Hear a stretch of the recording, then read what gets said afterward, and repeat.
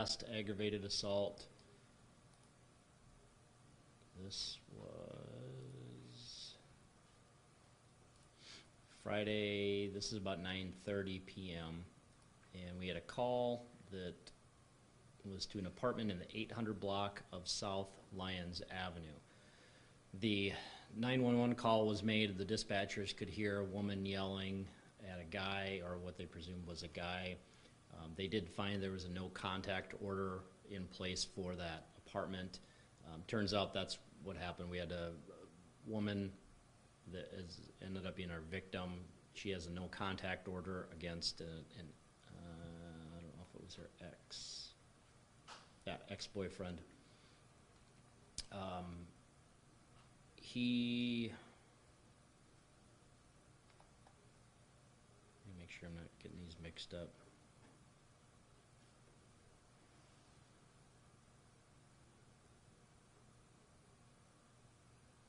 Okay, so he came over. He ended up kicking open the door to the apartment. He came inside, pushed her to a back room, threatened her with a hammer.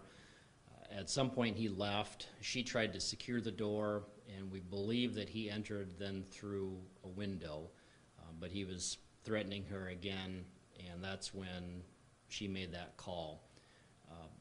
Things kind of subsided. She was able to get out of the apartment. She actually ran outside, was hiding, and then the guy was still inside the apartment when the officers arrived. That 911 call, we just heard the screaming and stuff, so there wasn't a whole lot of details, but the officers knew where the apartment was. When they got there, the apartment door was open. They saw a guy that was basically standing in the doorway. As soon as he saw the officers, he ran back inside the apartment. They saw he had a knife in a sheath on his belt. There was an officer that had a canine, and they sent the canine in because they were trying to get him to come out, and he was yelling back at them, and it was pretty evident he wasn't going to listen. The canine went in, bit the guy, was trying to take him down. The guy actually threw the dog off, pulled out the knife, and then the dog re-engaged and ended up, I think it was the leg or the ankle that the dog bit that second time. The guy ended up throwing his knife down, and then the officers were able to arrest him without further incident. He was arrested for quite a few things. We had 2 counts of first-degree burglary, 2 counts of violation of a no-contact order,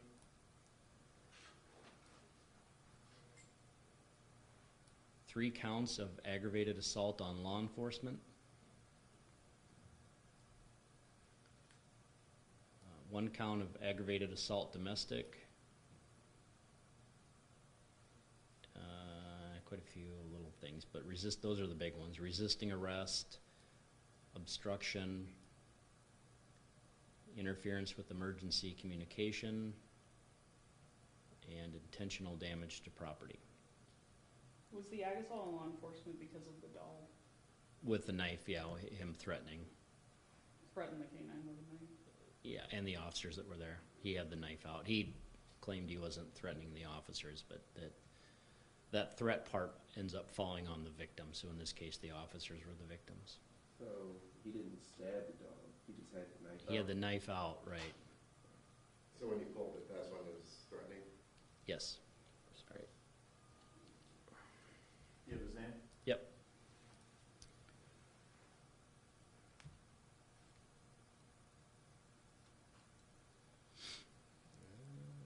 Let's see. Last name is Belt, B-E-L-T. First is Charles, C-H-A-R-L-E-S. Middle is Thomas, T-H-O-M-A-S. He's a junior, and he's 31 from Sioux Falls. How old is the victim? Victim is